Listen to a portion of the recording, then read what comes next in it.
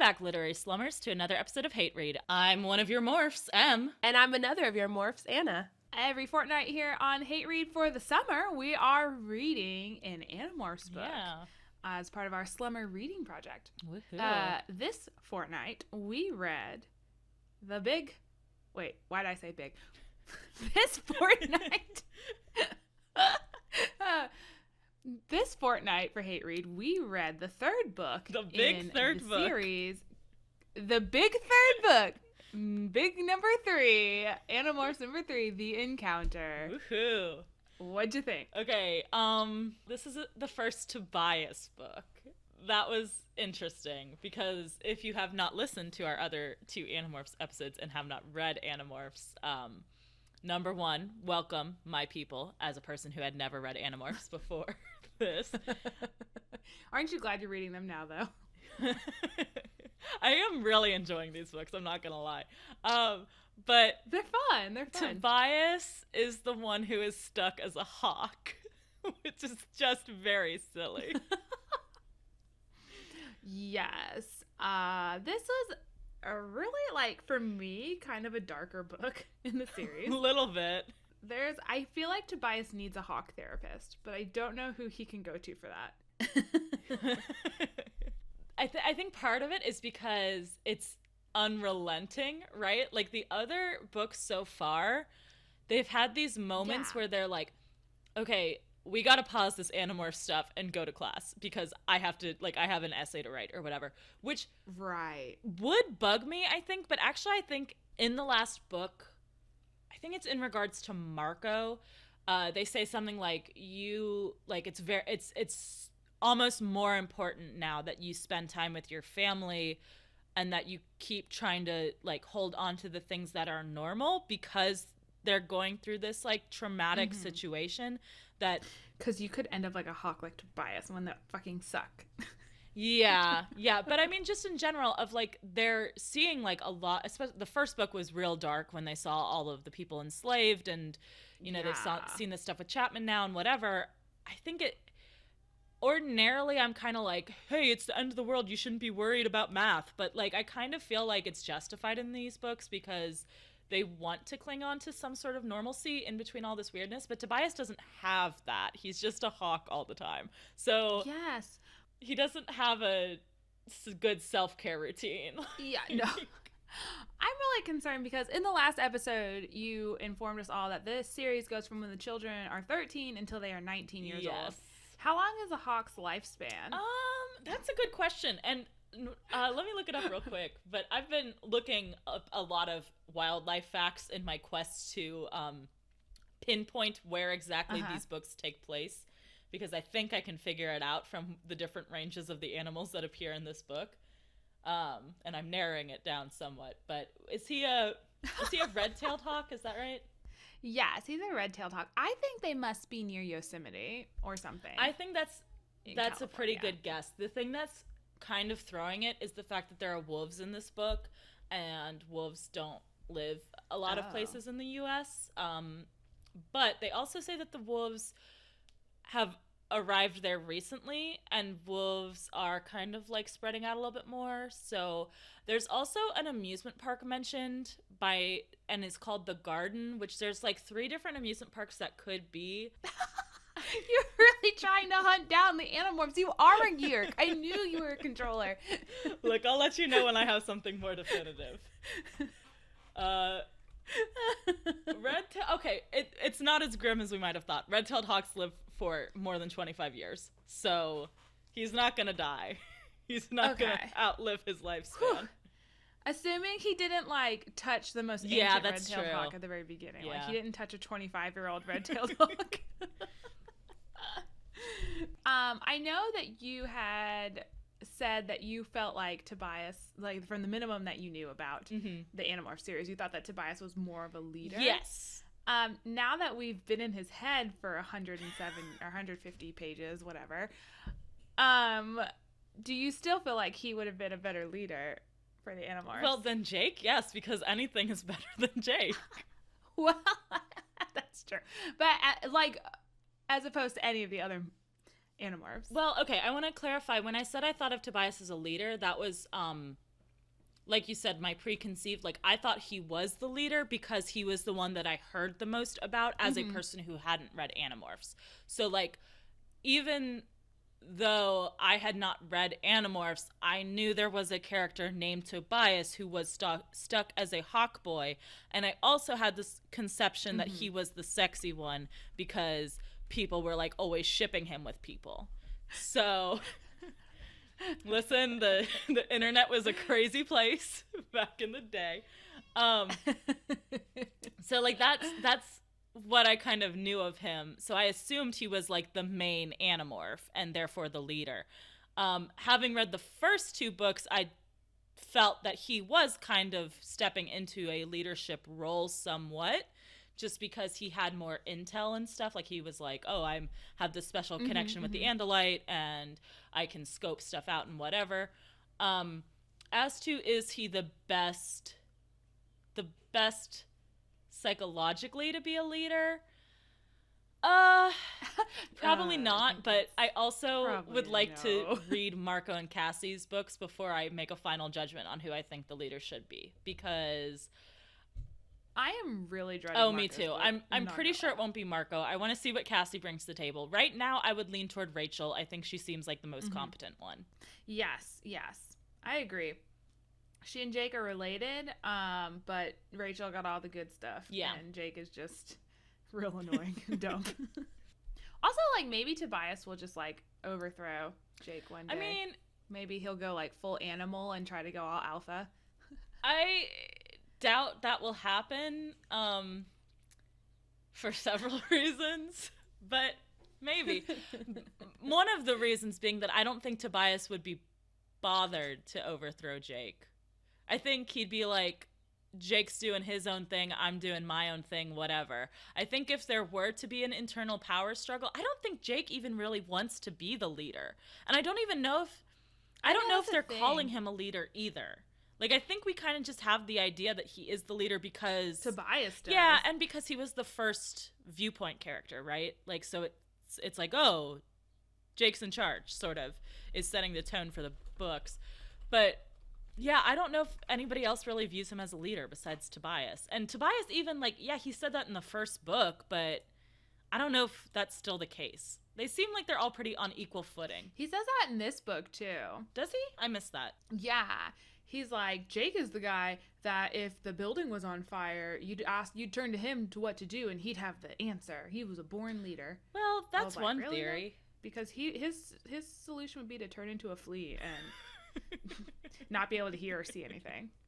I guess this is how I die, as a flea in this fire. I die as I lived, as a flea. The flea sucking off of other more competent people.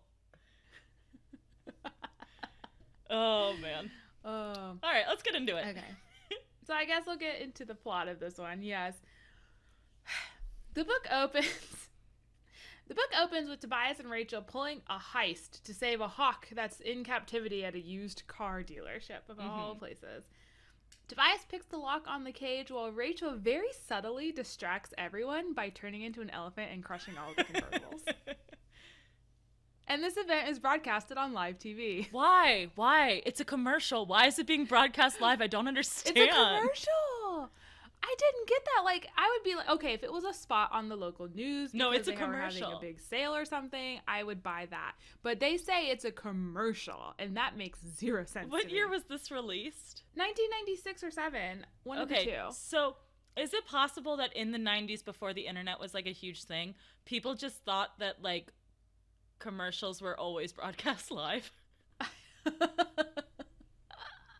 Like, did people not just not understand how commercials work? I feel like as people who were alive in the 90s, we knew that they weren't live. I don't know. I feel like there might have been a time in the early 90s when I was very young and very stupid that I thought that, like, especially local commercials, that they were being broadcast live.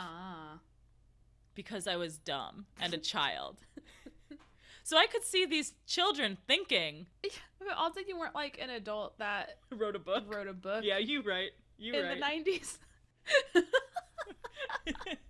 But Yeah, maybe because this is from Tobias's point of view, he's very an unreliable narrator, and he thinks that all commercials are broadcasted live. No, it is broadcasted live because the other Animorphs see it. I don't know, dude. I'm trying to make sense of this stupid thing.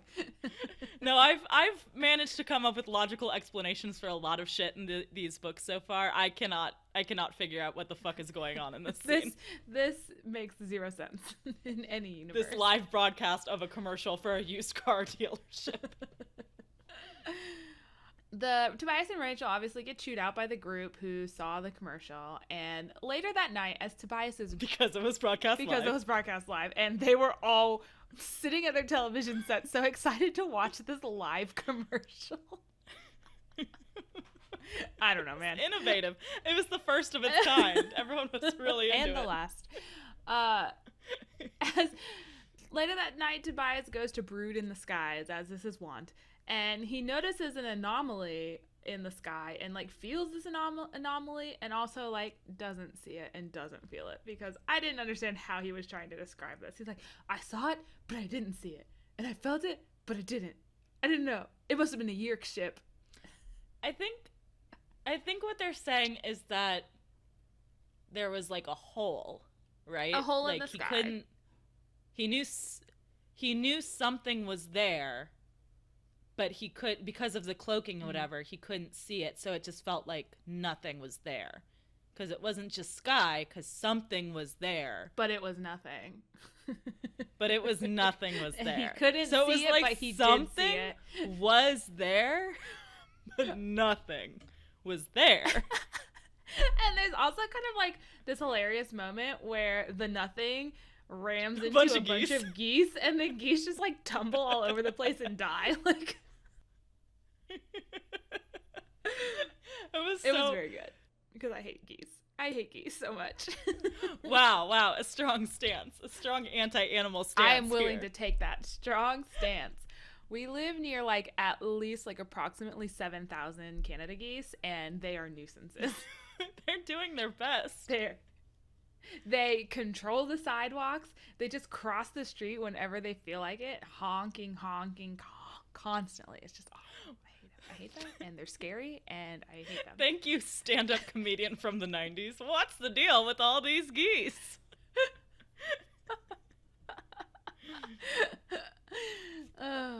Anyway, they got killed by a Yeerk ship, so fuck those geese. They got flattened by something. Or maybe nothing. It's Schrodinger's geese. They are both alive and dead at the same time. Tobias does, like, assume it is a Yeerk ship, and luckily for him, he assumes correctly, because it really could have been any alien ship, because... Yeah, there are a lot of aliens, right? There's a lot of aliens it's discovered. So it could have been any of them. It could have been the Andalites coming back. Now, to be fair, there are a lot of aliens we've discovered, but also, really, there's only 4. I mean... Well, all the things that Visser 3 morphs into. Yeah, whatever. None of those get fleshed out the way that, like, I that was a point I wanted to bring up later with this book, that they're like, oh, the Yeerks were there, and they had their human controllers and their Hork-Bajir controllers and their Taxon controllers, and those two were, like, the controllers they used most often. And I'm like, are they the ones they use most often, or are they the only two they use? Because it seems like literally they're the only two. It should be more of a mixed population. Yeah. Like, I'm okay with it being mainly Hork-Bajir and Taxons, but we need to see a few other ones popping up, or else I'm going to be like, okay, it seems like maybe there's just 4 aliens that you guys are good at, and you're not good at anything else. And they kind of brought it up in the last book where he was like, man, I wish that the cat was something that could work as a host for us, because I really like that cat. But, like, so, like, what are the rules with what the Yeerks can be? Are there any? Not cats, apparently. Yeah. Good question. I don't think they've gone over the rules of Yeerking and what like that it seems entails. like it has to be. I wonder if it has to be kind of like a higher consciousness than a cat, maybe. Yeah, that's what I was thinking. Mm-hmm. That's what I was thinking. That it has to have a which might be kind of like, I've talked before about, can the Andalites turn into other Andalites or other humans or whatever, and I don't think we've gotten an answer to that, but maybe that's kind of the distinction between the Yeerks and the Andalites, that the Andalites can only become things with, I guess, what you would call lower consciousness, and the Yeerks can only take over things with higher consciousness, and that's how they're, like, creating a moral definition. But that seems like that line, if we're talking about aliens, like, what makes something a higher versus lower, you know? Like, here on Earth, we pretty much just say, oh, humans are higher consciousness and everything else isn't, which, okay, cool. But, I mean, I think once you get to aliens, like, where are you drawing lines here? Like, how does this work? Yeah, we could be the house cats for the Andalites or something. Yeah. We could all be fluffers and not know it. Yeah. The group decides to track down the ship, and the 4 children who can still morph take the bodies of wolves to trek through the conveniently placed national park that is Cassie's backyard, apparently. And I guess the thing that made me mad about this travel sequence, and I don't understand why these children don't use their brains. So we've established that you can only be in a morphed form for 2 hours. And they're like really worried. They're really crunched for time because they have to go on a long walk from Cassie's backyard to the mountains where they assume the ship is. Yes. And they're like, well, I don't know if we can make it within the 2-hour limit. Like, well, why don't you just like stop, have a 5-minute break where you become humans again, right? And then go back to being wolves, and then your 2 hours can start over. Or here's another question. Why don't you pick something that's known to be faster than wolves to do most of the trek, like, say, the 18 million horses that Cassie owns? Like, yes. Why? They're trying too hard to be inconspicuous, and they're being really bad Animorphs because of it. They're not efficient. So they discover that the ship is stealing oxygen and water from our precious planet Earth. And so super awesome leader Jake devises this really super awesome, cool, awesome, super good plan where they will become fish that live in the lake that the ship is stealing water from, and they will get sucked up into the ship the next time it comes for water. Okay. There's so many things that could go wrong with this plan. The reason they're doing this is so they can get into the ship and they can drop the ship's cloaking whatever, so that everyone on Earth will be like, oh, fucking aliens, oh no. And then they'll be like, see, listen, now we can tell you about these evil aliens, and everyone will believe us because they'll have seen the alien ship. So there's a lot of holes like, in this plan. That's a buck wild plan. Jake is making a really big assumption that alien locks work the same way that human locks do. Yes. He's also making a big assumption that once they get up there, that they will be able to get to the controls with no one else seeing them or stopping them, and will be able to understand the controls.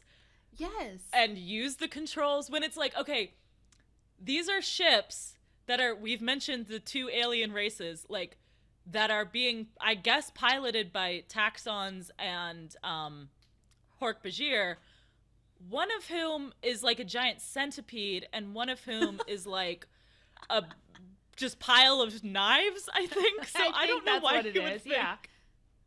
I don't know why you would think that a thing with fingers, would be good at their controls. Exactly. Seems like probably not. Or that, like, they don't boil the water before they use it, and you were just gonna go to your death, Jake. Or that, like, again, that there wouldn't be other creatures up there that, like, let's assume, because I think what they were thinking is they would get sucked up and they would just be in, like, a giant puddle on this ship, and then would be able to, like, go about their business. Right. So I think they didn't think of, like, They're on the Lido deck of this fucking cruise ship that the Taxons are driving around. But, like, they thought they were just gonna, like, hop out of the pool, turn from fish into people, and no one would notice that, and then they would just saunter up to the controls and be like, do, dropping all your shit, which I guess they could have pretended to be human controllers at that point, but, like, again, did you not? I don't understand how they didn't think of like, let okay, the humans on the ship. I mean, I don't see any reason why they would, but why would you not assume there's some barrier between the water and the rest of the ship? Like, I don't understand. I was so disappointed in Rachel and Cassie because at no moment were they like, let's stop and think about this for a second. Yeah, Marco, he was like this. Marco- Actually, wasn't it Marco who came up with the idea of we should drop the... Because I have issues with that part of the plan, too. Yeah, that was all Marco's genius idea. Like, everyone will see something above them and be like, oh, aliens. And okay, yeah, definitely a large portion of the population will think that. But also, I mean, I guess it was the mid-90s. He probably hadn't spent a lot of time on conspiracy boards because there are a lot of other things that could be aside from aliens. Yes. And then you are still going to be 4 13-year-olds who are like, we know what this ship is. It's aliens. And everyone's going to be like, yeah. We've heard that crazy conspiracy. It's probably Russians. This is why 13-year-old boys should not come up with plans. It's just, they're not good. They're not good at it. So they say, okay, we're going to do this next weekend because we've got school. So meanwhile, Tobias is like really struggling to maintain his human identity because he's been trapped as a hawk for like over a month now. Yeah. And it all comes to a head when he ends up letting the hawk's instincts take over and he kills and eats a rat. And this really fucks him up because he had been making a huge attempt to only eat human food and still like sleep indoors and stuff in Jake's attic like a weirdo. Which, real quick sidebar, why the fuck was he staying at Jake's house instead of fucking Cassie's house, who is equipped to have places for hawks to sleep, and also is not living with a controller? Like, they're like, oh, gotta be careful that Tom doesn't find out. Yeah, you do. Go stay somewhere else, dumbass. It's so stupid. Again, it was Jake's idea. Jake's such a good leader, guys. Tobias gets real panicky and flies to the mall because Rachel is there putting on a gymnastics exhibition or something. And he wants to see her real bad because he loves her, but, you know, the book hasn't covered that yet because they're 13. And he gets inside the mall and, like, his only goal is to try and ram himself so hard into a wall that he wakes up from this nightmare. So, was this a suicide attempt? Because, like, yes, that's kind of what it seemed it could like. have been anything else. Right? He was flying at 80 miles per hour into a set of doors that someone just happened to open at the exact moment in time so that he couldn't smash his little bird brains all over. I feel like K.A. Applegate wrote this as, like, straight up, he's trying to kill himself, and then her editor was like, whoa, Applegate, that's real dark. And she was like, okay, I guess he thought it was a dream then, whatever, he's trying to wake himself up, okay, sure, I'll put 2 sentences like in you would about pinch that. yourself, but he doesn't have fingers, so he doesn't have to ram his head into a wall.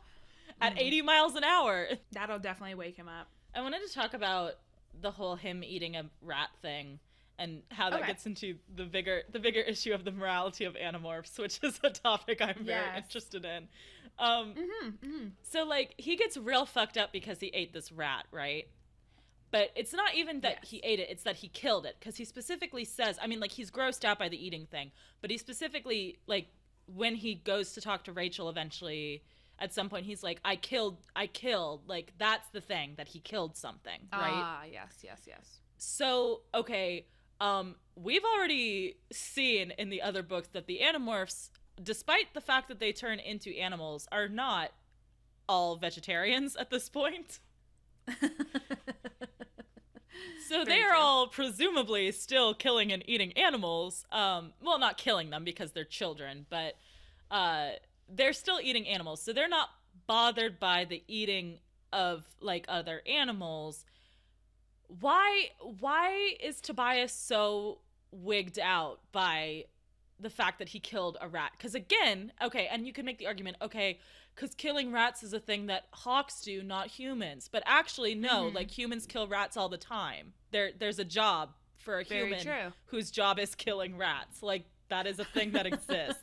So this isn't like I don't know that there is a specific thing that he could have done that would have been like, oh no, this is a specifically hawk thing, not a human thing. But it just seems like the other Animorphs kill or like eat meat. He still eats meat, except that it's prepared by Jake's mom, right? He is not doing anything that humans would have a problem with. Like, humans wouldn't be like, oh, it's morally wrong to kill that rat, hawk boy. And also, the other Animorphs, I believe we discussed in book 1, have killed before, right? Cassie is a murderer. This whole like Tobias being so horrified by killing something, I'm just like, I don't get it. I don't get why this is the thing that broke you. Does he think that they're gonna save the world peacefully? Like, yeah, that's very foolish, Tobias. Things are gonna die, but I guess not rats. I guess that's the thing. I think it's just that it's a thing that I guess it's like a combo of them, that it's a thing that he killed and ate for the purposes of eating. So he was a predator and it was prey, and like he doesn't like seeing the world as predator and prey. But it's like, okay, man, but like humans eat meat. You eat meat. Like, the fact that you haven't realized that like cows are living creatures before this, like, you still fucking ate McDonald's as a human. Like, what's the difference? Why is this the moral high ground that you're taking of that, like, oh, this is the thing I can't come back from, when it's very clearly not? Like, it's very stupid. It's a very stupid thing. I agree. I think, like, the point for me where I'm like, ooh, I'm starting to lose my humanity wouldn't be the killing and the eating of the rat. Because you gotta survive, man. It would be like at the point where I just started like pooping everywhere and not giving a shit. I think that would be the point where I, as a hawk Anna, would freak out about losing human Anna. I think it would be the point that does actually happen in this book when I, as a hawk, begin seriously considering taking a mate, fucking another hawk. I'd be like, oh, wait. Ooh, no. Gone too far. I am not attracted to that. Am I? No, I'm not. I'm not attracted to that. Oh, yeah. Tobias, you got a lot of things going on. It's human puberty and hawk instincts. It's just a mess. It's a mess. He decides to just let the hawk part of him take over for the next few days, and he, like, loses himself. Thankfully, he's knocked out of his hawk mind when he discovers a human being chased by the Hork-Bajir that are guarding the water-sucking ship. And he saves the human, and it renews Tobias's interest in being human, I guess. Because he is like, I guess my humanity is tied to saving humanity. Yeah, I think it's, again, like, because it sets up this predator-prey thing of, like, oh, humans don't just see things as predator and prey. Which, I mean, like, we don't, I guess, but also, we definitely eat a lot of animals, guys. Like, I don't understand. So Tobias gets his head back in the game just in time because it's the day the gang needs to go through with the plan. So they all hike into the woods where the ship normally touches down, but guess what? The area is more heavily secured than usual because guess who shows up? Visser 3! He's so excited. He's there because Tobias helped that guy escape. And so he's like, you guys can't do anything without me here. So he comes and the security, there's like people all over, and especially around the lake. They've got like patrols around the lake. And so the kids are like, we can't go down to the water to morph into fish now. What are we going to do? Well, here's a good idea from Jake. King of good ideas. What if we just became a fish here on land and Tobias carried us to the water one by one and just plopped us in, dropped us from a high altitude just right into the water? I don't it's a lake. There's got to be stuff feeding into it, right? Right, like a creek or I don't know. It's a natural water. It's water. It's a natural water. What's the word I'm looking for? Formation? I don't know. I don't know. I think I was going to say water feature, but that's like fountains. Yeah, no.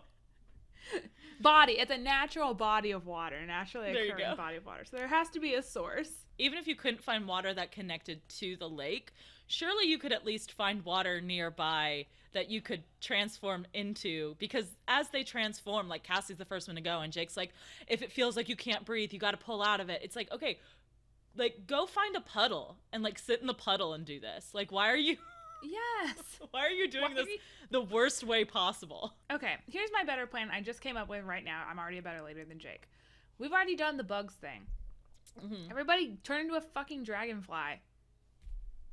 Fly up into the tube with all the water. Oh, or yeah, because they say they're scooping up water and they're also scooping up air. Yeah. Fly up into... Yeah. I guess then they'd have to find a dragonfly, and it took them so fucking long to find a fish, they were probably like, well, we're really committed to the fish thing now. Yeah, Cassie went and caught this fish for us and made fun of us for not knowing how to fish, so now we just gotta be fish.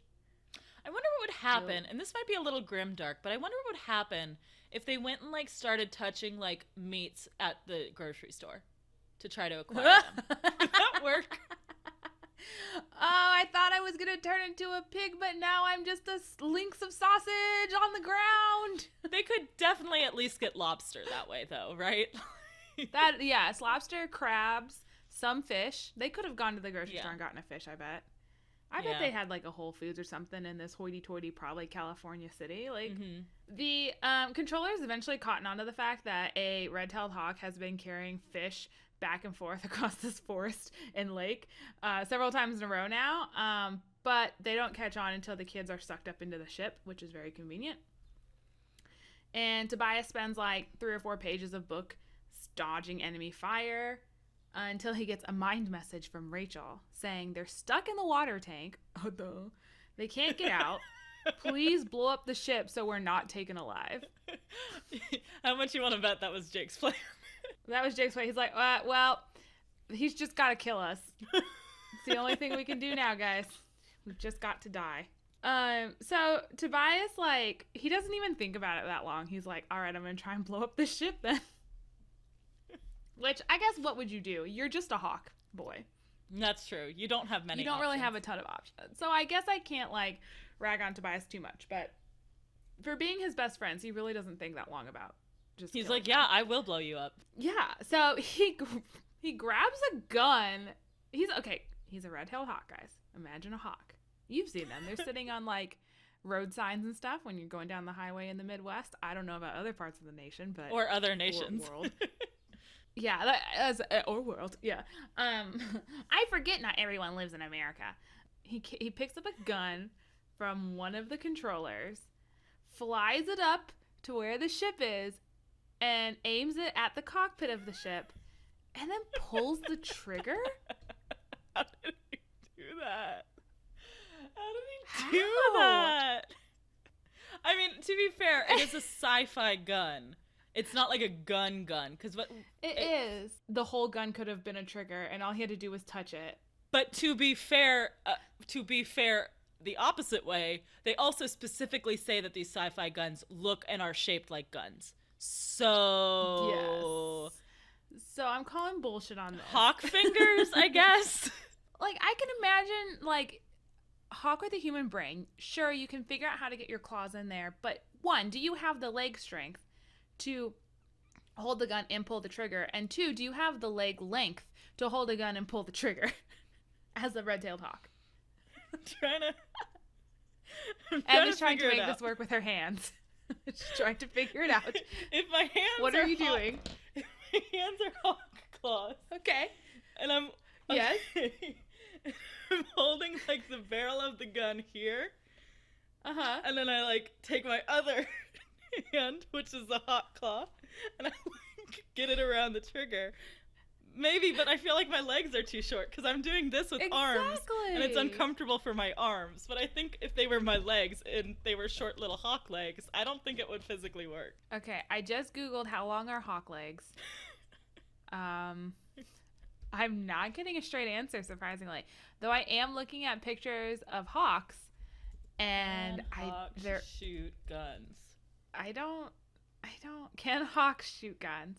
Maybe. Now that I'm seeing a red-tailed hawk, like, its wings are up in the air so you can see all of his, like, birdie goodness with the legs and stuff. And they look like they might be long enough, but I don't think they would bend that way. I think that's going to be the detriment. I don't think it's possible. I don't think so. I don't think a hawk could have done this. I don't think a hawk can shoot a gun. Maybe a flamingo or a heron. No, because I think the problem with all bird gun crime is that, number one, birds are naturally afraid of guns, and so True. that would be a problem that they'd have to overcome. Number two, legs don't have elbows, right? Like, they don't.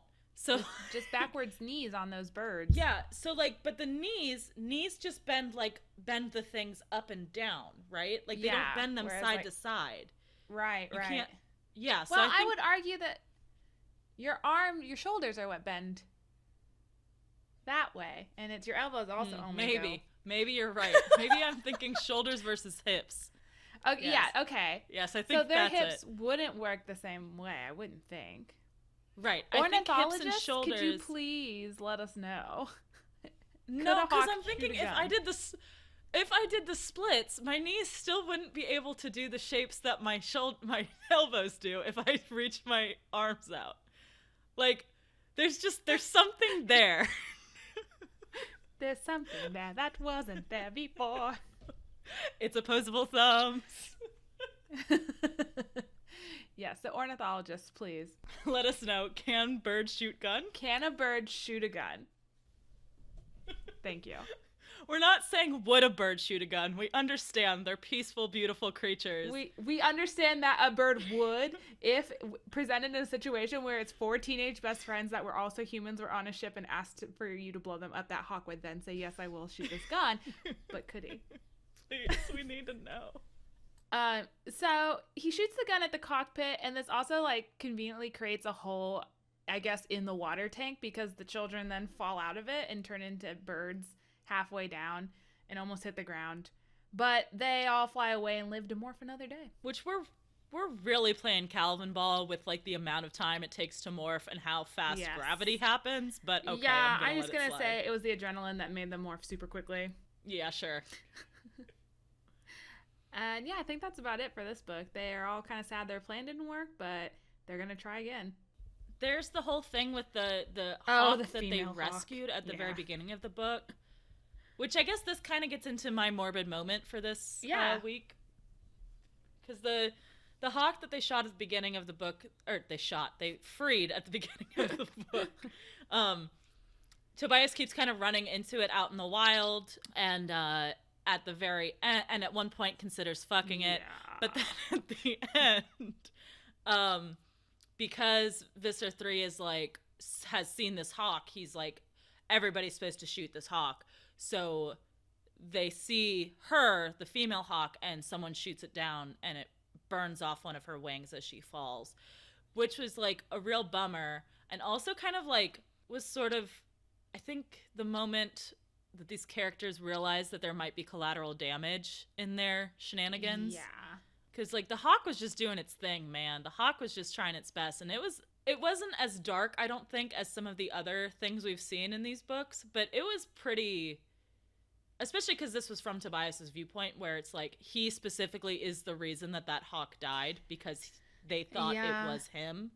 That's a lot to put on a 13-year-old. Well, and then he has, like, this big philosophical moment where he was like, where Rachel's like, are you okay? Like, should we go find the hawk's body and bury it? And he's like, no, hawks don't feel sadness. They, like, if she was my mate, I would have been disturbed that she was gone, but I wouldn't be sad about it. Like, that's just how things are. Something's probably eaten it already.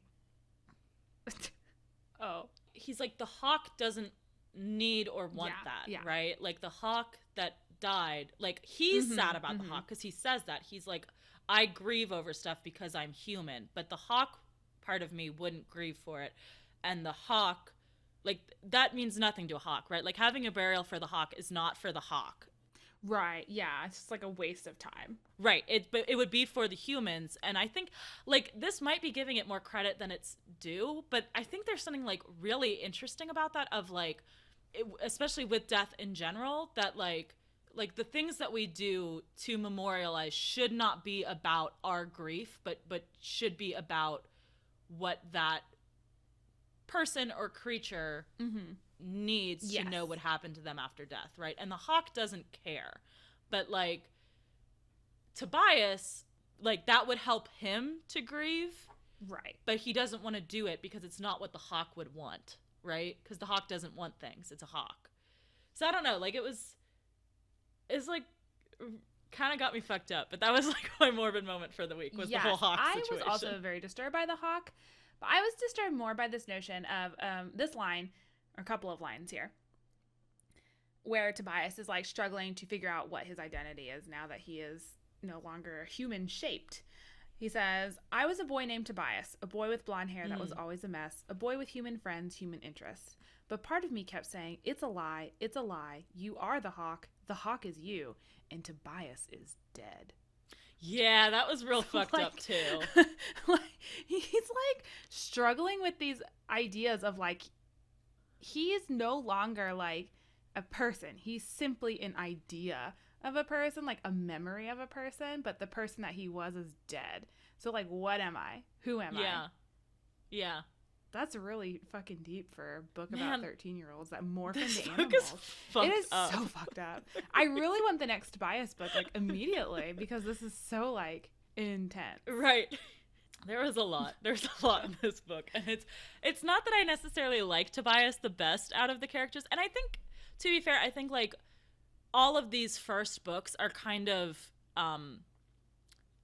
establishing why the characters are going to be doing what they're doing for the rest of this 50-book series, which I'm guessing, having read YA like books of this era, is going to be very samey, where they come up with a like plan. How the TV show probably is, yeah. Yeah, like they come up, it's a monster of the week sort of situation. They come up with a plan, the plan doesn't work, they turn into some animals, they escape. Like that's going to be pretty much the whole book series.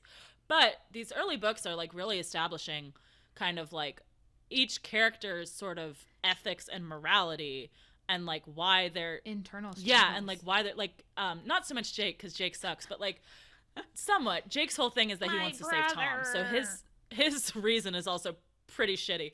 But like Rachel, we saw in her book, like she states specifically, she comes to this realization that she wants to keep fighting because she does not like seeing this familial bond between the Chapmans being destroyed. And so like that's kind of her higher morality, right, of like sort of bond and love and that sort of thing, and like kind of to her what it means to be human, I guess, being destroyed. And now we see Tobias and kind of like, what does it mean to Tobias to be human, and why? Because that's what this whole series is about, is like the fight to maintain your humanity. Right. Which is a very, very real intense, complicated topic. I wasn't for expecting 13-year-olds. I don't remember the first time I read this ever being like this conflicted over a human identity. Right, but like that's what this is about, right? Is like what makes someone, especially this book, it comes to the forefront, but it was in the last book too. Like what makes someone human? Why is it so awful to have the yerks in your head, right? Like why does that make you not human? Like, you know, that sort of thing. And also the Animorphs, like they're turning into things that are not human, but they are still human. But are they, in the case of Tobias, right? Like, is he still a human? Maybe. I don't know. He doesn't know. Nobody knows. Rachel thinks she knows, but... Man. Well, so who was your most valuable morph? I feel bad 2 weeks in a row giving it to the viewpoint character, but I do feel like it was Tobias in this book because everybody else just went along with a stupid plan, and he shot a gun. So, which would be very hard for a bird. He did shoot a gun. Everybody else didn't really do anything, right? Like, I mean, they did stuff. They turned into wolves and they turned into fish, and Tobias had to rescue them both times. So, yeah, I was gonna say Cassie, but because she caught the fish, and also she had like, figured out that they can only have one male wolf in the pack and blah, blah, blah, blah, blah. Well, I was like, no, the more I think about it, she's just fucking enabling Jake and his stupid plans. So, Cassie, I'm sorry. You've got to step up your game. I think the next book is from her POV.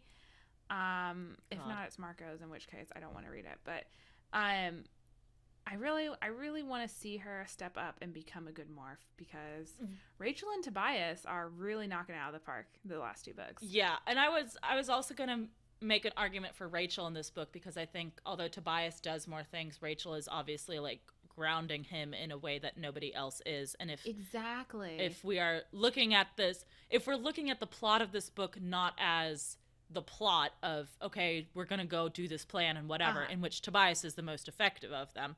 But if we're looking at it as, Tobias's arc of, turning to the wild and then coming back, Rachel is his cornerstone who keeps him grounded. So I think that, like, you could make the argument that Rachel was the most valuable. He's like, they're like Penny and Desmond. I am like kind of on board the Tobias Rachel train though. Like I'm feeling it this book, because the last book it was there, but I was like, and then they tried to do like some Jake and Cassie in this book where like they accidentally touched hands, and I think it was actually on purpose and not on accident sort of thing. But Tobias and Rachel have proven that they have like this really strong connection, and also they're both pretty mature for their age. So if they wanted to pursue a relationship, I would not be against it. I would also say that in terms of like actual character interaction, now again, these are all 13-year-olds, so I don't really super want to get into shipping them in general. Oh yeah, but I would say that I think that in terms of ships, Tobias Rachel is the strongest right now, but I would argue Jake Tobias is probably stronger than Jake Cassie at the moment, because even though Jake is trash, Jake and Tobias have a lot more like actual character conversations than Jake and Cassie. Yes, and Tobias is like real into Jake's leadership. Yeah.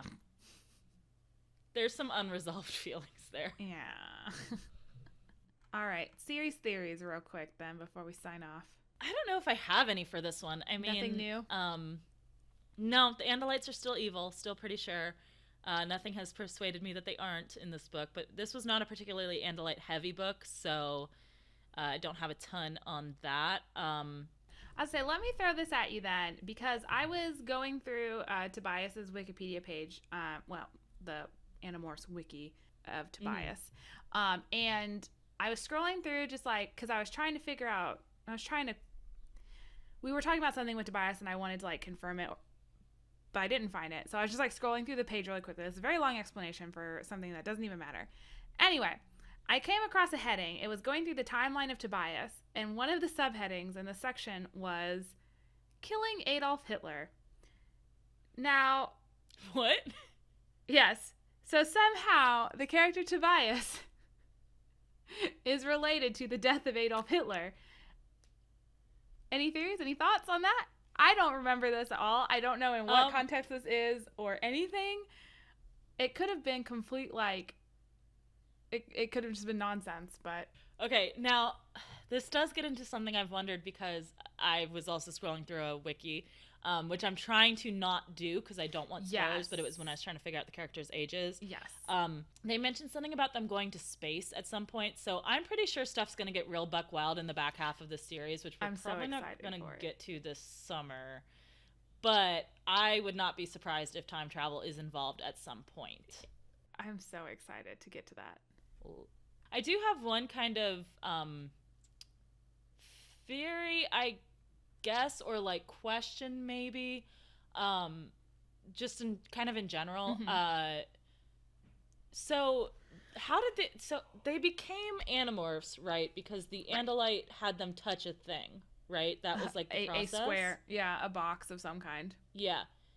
Did that thing get destroyed? Do we think? That's a good question. The ship was destroyed? Yeah, but the box would have been outside of the ship with the prince, and they don't really say. Right. Like, are you thinking that maybe someone else has morphing powers? No, my question, although maybe, but my question would be, would it be possible if they could get that box back for Tobias to gain morphing powers as a hawk, which would not solve the issue of him being Tobias, because he would have to touch his original Tobias body and acquire that DNA, which that doesn't exist anymore. So can't do that. But would it be possible for him to be a Animorph as a hawk and be able to turn into other animals or possibly other humans? Which I guess gets to the question of the whole higher consciousness thing that we kind of said, like, oh, maybe the thing is that morphs can only be creatures with, like, what we would consider higher consciousness, like humans and Andalites and whatever. Like, would Tobias qualify for that as a hawk, because he's a hawk and they don't have higher consciousness, at least according, or would he, like, does his body matter the most, or does the fact that he was originally a human matter the most? Yeah. Well, I guess my question is, could Tobias be an Animorph again? I have vague memories of something happening, so I don't want to say too much. But okay, that might be my theory for where this might be going, as to how they fix the Tobias issue, or at least make it slightly better, that maybe he will become a double Animorph or something. Because the boy can't be a hawk forever. That obviously, unless, maybe this series ends, I don't know how the series ends. Maybe it ends with, like, a not real ending, that, like, she just doesn't really bother ending the series, right? It just kind of trails off or whatever. People stop buying them, whatever. Well, the last book is called The Beginning. Okay, that seems like it's probably a pretty... That sounds like it could be the end. There will be some sort of ending to this series, right? I would hope so, unless she's like, this is the beginning of the next series. Yeah. Right, but even that, I feel like, would tie up loose ends. Maybe not. I don't know. I feel like by the last book, the Tobias Hawk thing has to be resolved, but maybe not. Maybe I'm wrong. Maybe he's a hawk forever. All right, so I think that pretty much wraps us up for this fortnight. Next fortnight, we'll be reading, of course, Animorphs number 4, The Message. The Cassie POV. She turns into a dolphin. Yeah, Cassie. Let's see if she doesn't suck as much as she has the last few books. So come by to listen to us talk about that. Please. In the meantime, if you know if a bird can shoot a gun, if you've been shot by a bird,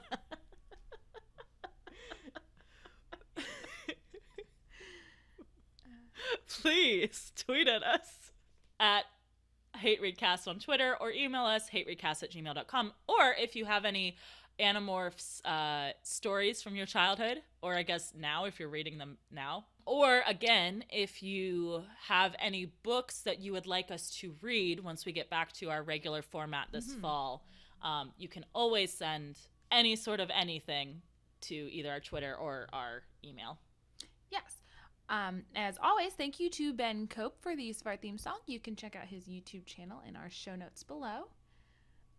And if you aren't followed or subscribed to us yet, you should do that on any of the podcast aggregating platforms that you may use, because we are on most of them. And if you use iTunes, a 5-star review would be very much appreciated. Otherwise, if you don't use iTunes, or even if you do, I guess, you can just tell people about the show. Tell them how much you love us and how much you love Animorphs and the morbid discussion we have surrounding this book series. In the words of K.A. Applegate, be happy for me and for all who fly free. That one's not funny. It's just, what the fuck is going on? This is a book series for children. God damn it, Tobias.